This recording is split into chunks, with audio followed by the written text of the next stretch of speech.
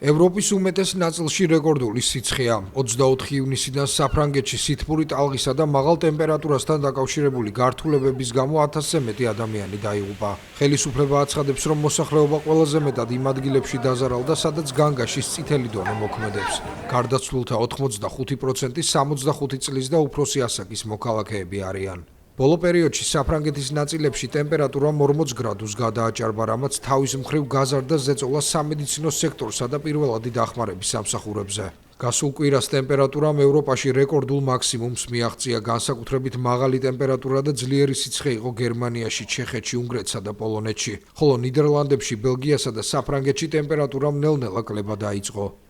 27 ივნის შუადღისას გერმანიაში რეკორდულად მაღალი ტემპერატურა 41.5 გრადუსი იყო. დანიის ხელისუფლების განცხადებით ქვეყანაში ტემპერატურამ 37 გრადუსს მიაღწია, რაც 1874 წლიდან მოყოლებული ყველაზე მაღალი მაჩვენებელია. მეცნიერები ამბობენ, რომ განმეორებითი სითბური ტალღები გლობალური დათბობის ნიშანია, რომელიც გამოწვეულია ადამიანის მიერ წიაღისეული საწვავის გამოყენებით.